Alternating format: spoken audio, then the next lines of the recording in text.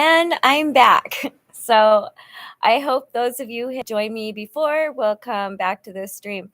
There was something going on. Usually I can see when my microphone is working, and for some reason I have had audio issues all day in meetings, and it's been a pain. But here I am, and I wanted to talk a little bit about my last week and how I've achieved being okay in spite of those challenges. So, as most of you know, if you're following my journey, our family has my son has issues with substance use, and it's called substance use disorder. And so, where it would seem very easy to be like, well, just quit, that isn't an option for him. There's something in his brain that isn't allowing for that. So it's been a struggle. Hi, Noreen. And in that struggle, we've gone through a lot, and it has gotten down to the point of he's no longer allowed to stay the night. He was being allowed to come in, shower, wash his clothes, no bringing drugs in the house, those kind of things. He's not allowed around the grandbabies at all. And he's just like this thing has taken over his life. It has taken the shoes off of his feet. And while I, as somebody who is not suffering in that capacity, I find it sometimes very hard to understand. But not hard to understand. I can understand it in a logical and intellectual manner, but hard to understand on an emotional, visceral level, if that makes sense. Let's see, Noreen says she just started her job as a teacher in elementary in Singapore. That's why I am unable to watch her live, Mrs. U. Well, thank you for joining while you are here, and it's nice to see you here. So the other night he was here, and I told him he needed to wrap it up, and it seemed like he was taking forever.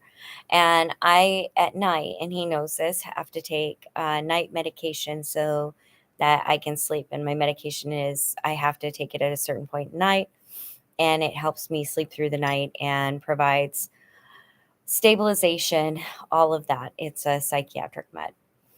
And I'm like, you have to leave. Like, you're not staying the night, you have to go. And he's like, I just need a shower. And I heard the shower running. And it was just, I finally, after not hearing it, I went in and checked, and he was laying on the floor, not breathing. And it seemed like time was like molasses. It seemed like everything was just in slow motion. And I'm trying to find the Narcan. I found the Narcan and gave him the first dose, and I can't lift him up because my dumb self, I'm not dumb, but I didn't put the phone down to put it on speaker. Like, I wasn't really thinking clearly, it felt like, but luckily responders were there in minutes. So I was very lucky. And in the aftermath of that, of course, there's some really heavy feelings. And I started to come down on myself, like, what could I have done to prevent this? And short of violating somebody else's rights by a straight up search, training Rowan to sniff it out. Like, I don't know what I could have done. And the truth of the matter is that I did exactly what I would tell somebody else to do. And that is, make sure if there is someone in your life that suspect, whatever, maybe using substances, carry Narcan, because if it's fentanyl or an opiate, you can reverse an overdose with that. sometimes not just one. It's administered every, I think, 2 to 3 minutes until responders arrive. Um, so enough of the, I had to, just realize that, that is exactly, I did what exactly I should have done. There was no ifs, ands, or buts about it. Um, Seattle Judy, it's nice to see you on here. Um, Thank you. I'm doing okay. And that's actually what I was coming on to say is and actually had therapy today and talked about it a little bit, is that at, and it seems to be like after one of my brain injuries, I was able to have a deeper understanding that of the things I can control and the things I can't. And while I cannot control his behavior, his use, his peace of mind, I can love him. And I do know how to love. And so, what does that look like? And what does that look like having boundaries, right? Because I think it's easy to say, well, my boundaries are A, B, C, D, and E. But when that boundary is crossed or something happens, how is that enforced? And is it enforced in healthy ways?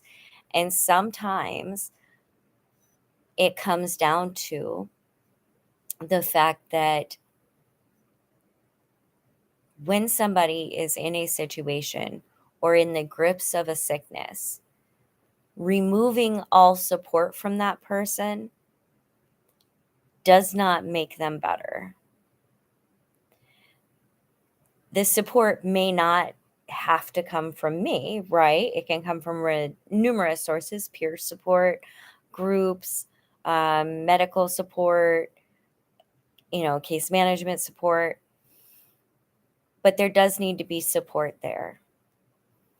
And as his mother, I can't imagine letting my child go hungry. Now, I do know that my child cannot, like, I can't, there are boundaries that I have, like, such as not allowed to stay the night. Um, if he does decide to get past the barriers, use the restroom, and that's another thing I'm not going to say is you can't use the restroom. Like, I can say all day long, you know, don't do drugs in the restroom, but we already know that he has an issue with that. Like, if I truly, like, I am not deluded enough to think that just because I say it makes it so.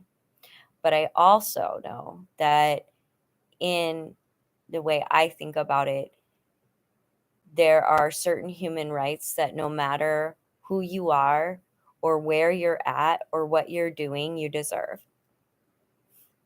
And while I cannot provide him housing, I can work with the community to make it so that when he chooses resources, it hopefully will be available. But I can offer a meal and I can let him use the restroom and I can let him clean up. However, in that also means that the worst thing that I could ever think of happened. Well, that's not true. That's not true. Scratch that.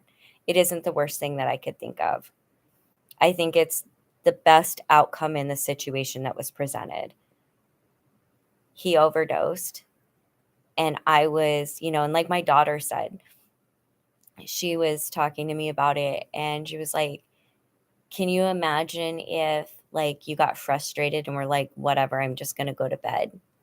And, and that's something that kind of haunts me because that sounds like something I would do is just give in and be like, whatever, just wake me up in the morning. And I was really, really big on, setting healthy boundaries for myself and stayed just knowing something was off. And so I think I had the best outcome in the situation presented. So, how, and it was funny, we were in a meeting today and we were just, the facilitator was saying, name something new and good. And I'm like, I'm okay. Like, that's what's new and good. I'm okay. Like, I let myself understand that this was a just soul shattering trauma. And I sat with the feelings of it. And those feelings consisted of course, panic and helplessness, feeling really, really helpless, um, feeling terrified and scared, um, feeling out of sorts, like I was in the middle of a raging storm. But in sitting with that, I realized that the raging storm isn't me, and I can't do anything about the storm, but I can carry on and I can sit with it and I can give myself grace. And I'm going to address a couple comments and I'll talk about what that looks like to me. Dan, what else can you do though? You need a healthy self. Yes, absolutely. And I talked about that the other day too, and I can't remember who it was, but I was talking about how if I continually react in the moment to these traumas, I'm never going to act towards a future. And so, whatever it is, I have to make sure that I'm controlling the things that I need to control and working my way through these situations with an eye towards continuing the work that I do. Because the work that I do is very, very important to me. Seattle Judy, we mothers are strong caregivers to our own and others. Is a part of who and what we are, always needing to do the right thing, but unsure. It is. It is definitely. And I think that, of course, public narrative also, I can't, it's, it's amazing that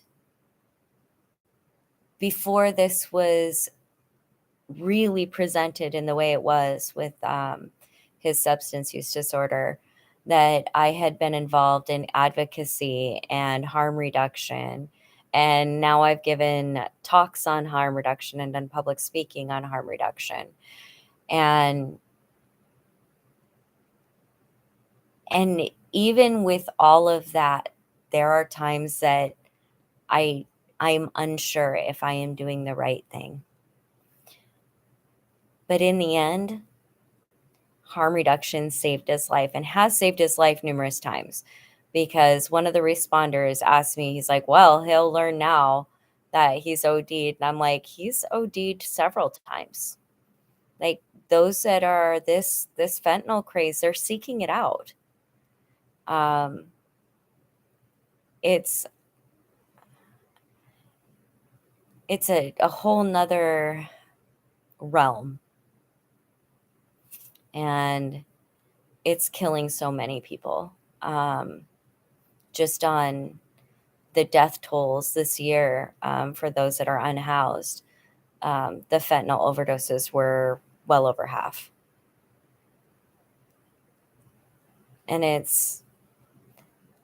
and also, knowing that he is homeless, thinking that, well, I would hope that I would get the information first. Um, but knowing that one of my colleagues may have to tell me, they check the names coming from the ME. It's a hard road to be on, but also it's just one aspect of this life. And it's an aspect that I can't control. And so I have decided to give myself grace and know that self-care is super important. And what do I mean by self-care? Because for every person, I think that is different.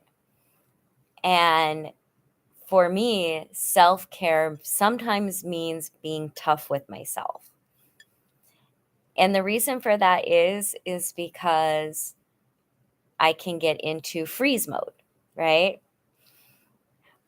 Fight, flight, or freeze. So I freeze and I don't do anything. And so that self-care means, okay, you're frozen. Now, first things first, we need to get you up and get you moving. I took Rowan and went for a jog. I hated every minute of it. I don't like jogging, don't like running, and I'm not in that great a shape. So, but you know what? It was the momentum that took off for the day. So then after that, I was like, okay, we're able to go down the list. Did you take your meds? Are you clean? Do you need to get in the shower? If so, how can we do that while making it as least, maybe it's not going to be a shaving shower. Maybe it's just going to be a get in and wash yourself shower. You know, when you get out, how about we don't put on the robe? How about we actually get dressed for the day? Okay. How about instead of just brushing, your hair, do you think you could put it in braids or maybe even a ponytail? Can you put on a little bit of makeup? If not, that's okay. Next, we go to the rule of four, as I call it. And so that is my self care of environment. So the rule of four means that when I'm going through it, and having grace with myself and getting myself into self-care, and that getting myself back to the road and the journey that I need to be on. um, Sometimes housework can become overwhelming. So when I go in the kitchen, wash four dishes if there's four dishes. When you take the laundry out right away, fold or hang up four things. you know um, Whatever I do, just do little things. And pretty soon, again, momentum will pick up, and usually I'll do much more.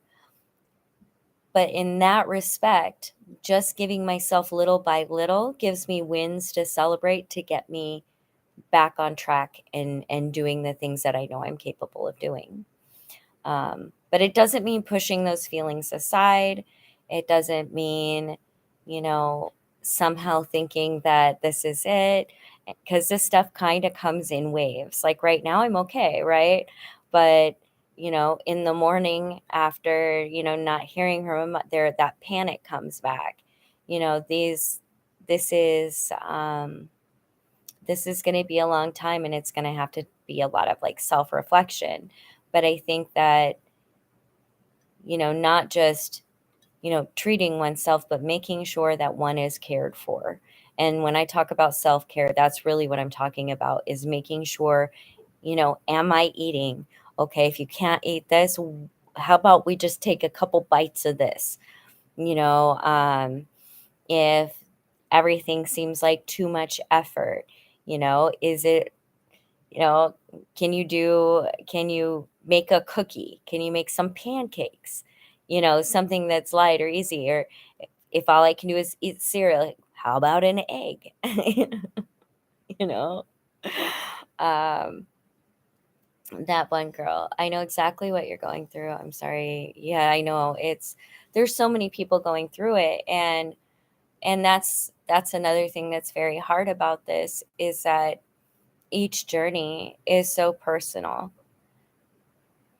But I'd have to say that I think compassionate boundaries is the way to go, and love. You know, he has said time and time again that we don't love him because he uses.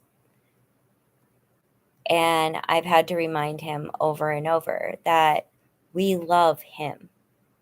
We don't love the behaviors. We don't love the effects that it has on our lives incidentally, but we love him. And I think that that's for anyone who's struggling, anyone who's sick, no matter what it is.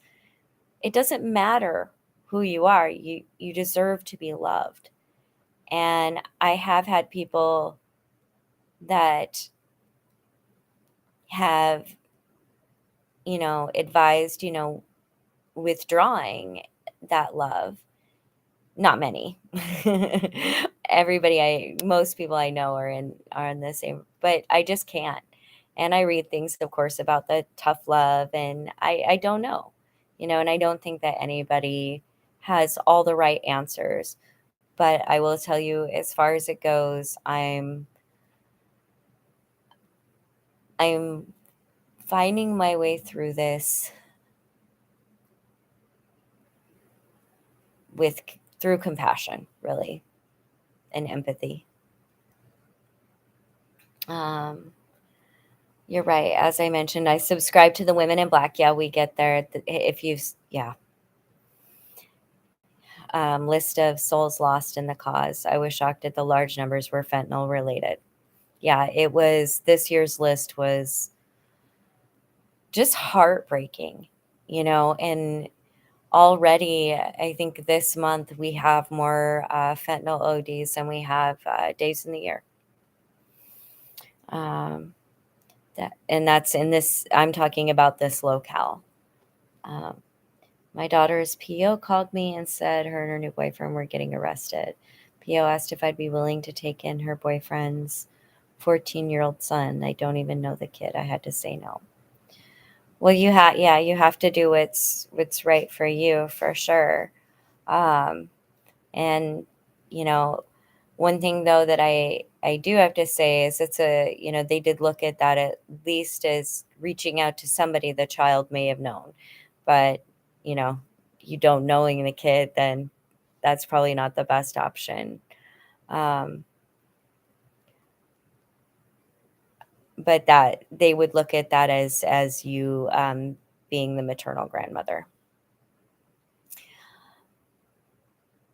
I luckily have never faced that issue, and I think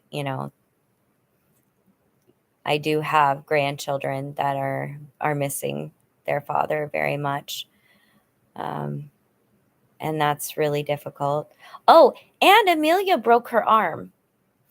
We were really upset too, because okay, ugh, and this is going to be a little rant on the school system, but they did this with my kids too, and just because a child in Amelia, she can be a little dramatic. I get it, you know, whatever. But just because a child is a little dramatic does not mean that they don't deserve the same care as everybody else. She was on the playground and she had fallen and she had hurt her arm and she was crying, and they told her to put an ice pack on it and go play.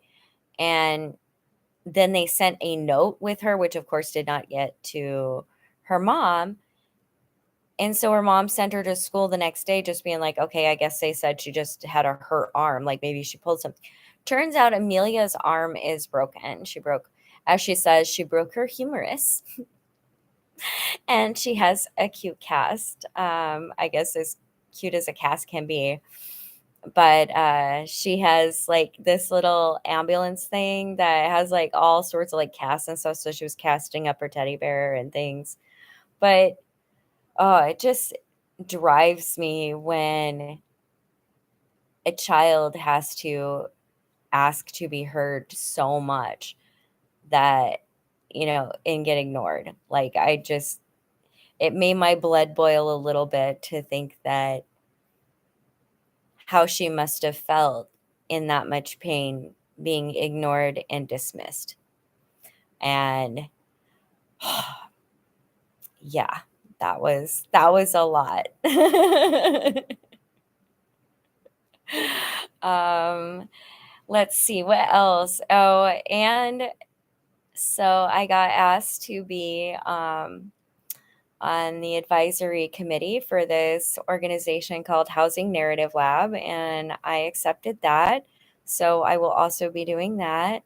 Um, things seem to be really coming together, and I think that we're really going to be making change this year, and really being able to move forward in pursuit of human rights, really, um, which is a big deal and a monumental task in the United States. um, we still fight the pull yourself up by the bootstraps crowd, which, if you didn't know, just a little background into that, because not everybody is from here. Um, pull yourself up by your bootstraps was something that people would say to pretty much dismiss a hard time. But the saying came about because it's something that is literally impossible to do. And back in the day, boots came with little straps to use to pull them on. So to pull yourself up by those straps means an impossibility, or something that's not you're not able to do. But being the kind of people that we are, we took a saying, it means that, and used it to shame people, as if people don't need a community and a social structure to thrive. It is this the attitude of, I did everything all by myself. Nobody has ever helped me. And the fact is that our world is a very interconnected world. And nobody gets to this age with zero aid. Mainly because, think about it, we are born rather helpless. If you take an infant and you lay them in the middle of the floor and no one comes to the aid, exactly. They don't make it to here. So at some point, your environment, your community, and your social supports are what guide you and help you to do things and thrive. So the pull yourself up by your bootstraps, uh, people would use this saying to basically tell people to get out of situations that, you know, were societal issues to begin with. I'm hoping, as I'm talking, I'm hoping that I'm saying this with enough clarity. Because yeah. Hold on. I do have coffee, and I'm going to drink a little bit because I've had a sore throat, and coffee's really yummy. Oh, so, and also some good news. Here soon, I'm going to be going live and doing some fundraising efforts for our new nonprofit called Focus on Rights. And I'll have tons more to say about that because I'm super, super excited about it. And I think that we will really be able to make great strides. So, yay. And I'm not just, and I was talking with my therapist today. He's like, he thought I was distracting myself from like the personal things going on with work. And I was like, no, I'm really like, I just will, when the wave subsides, I will do things like work is also part of self-care. Because for me, I feel like when I give myself to causes and efforts and advocacy that I believe will make long lasting beneficial change, that makes me feel good. That gives me a sense of productivity, of feeling like I am giving back and being a part of the whole that has helped me. Um, yeah, right. Seattle Judy, being retired, I miss my life in helping Seattle's homeless. In my 30 years, I loved it. I was lucky to see many outcomes of success, but many not as fortunate. Absolutely. Absolutely. And it's very difficult and it is challenging, but I didn't realize when I was out there that there were people like you, Seattle Judy, who were working on this, right? And so it gives me I'm just very humbled by the fact that, I'm able to work with people who have put in that many years, who have made these connections in our community, who are on the ground doing the work. Like that is, and I think maybe that's why I enjoy the work, because the kind of people that do that work are another breed. They're just beautiful souls. And like I said, it just makes it makes me proud to work with the people that I do. And I know, Seattle Judy, it's people like you and probably you. It is you.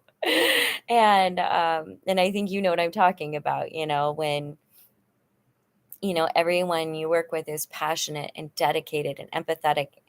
It makes for a whole nother world opening up in the insight to everything. That probably didn't make a whole lot of sense, but that's because I lost my words. That one girl. Okay, I have to make myself do things before bed. Good night, y'all. I understand that I actually have to be up very early too, but I really wanted to jump on here and just let everyone know that I am okay. Um, I'm surprised I'm as okay as I'm okay, but I am okay. And and it feels good to come on here and share community and talk about things, and hopefully someone else is going through it and this will help. So that makes me feel good. Seattle Judy, thank you. It is not for everyone. Oh, I it isn't, and that's, it's something that should be honored, because the care and just the absolute dedication that I see of people who are out there, you know, advocating and serving and doing this work is they're great people. They're phenomenal people. They're people that you should know. Like, you should have them in your life. I have met so many of my friends, like friends for a lifetime doing this work.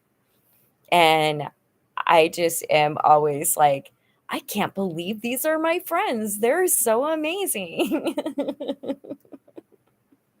I have my friend group going, wow, it's so nice to be surrounded by people who are just lovely human beings. And so it's a good feeling, a really good feeling. Even when it gets challenging and, you know, tempers are flaring and everything else, it's just a wonderful, wonderful, wonderful community. Patty, I did rescue van and cooking for shelters. Very bonding. It is bonding. It is. Um, just, I think at a certain point, we just start recognizing the humanity in each of us, and drop the pretenses. And I think that that's where it's about, is because when you're out there and you're serving, you're dropping the pretense. You're understanding that we're all worthy of care and respect. And I think it brings home just how lucky we are to just have the basic rights afforded to us. I have friends on Facebook that were my former patrons for Everbond. Yep, absolutely. Absolutely. There might be something said for trauma bonding too. But that's the thing is we recognize the humanity in people regardless of their circumstances. Um, and I think that is a beautiful thing. So everyone, I'm probably going to end it. I just wanted to come on here real shortly and share with you everything was good, and just also extend my thanks for your love and support. You know, when you guys comment messages underneath, and I try to heart them, but that speaks to me too. And that is something I'm really thankful for, is that I have mornings where I wake up and get a dose of positivity because someone cared enough to write that for me. And so I really just want to extend my love and thanks for that. And also a huge thank you to, I think it is Lou, who sent the sleeping bags. We got them out. Bye, guys. Bye, everyone. You guys have a wonderful night.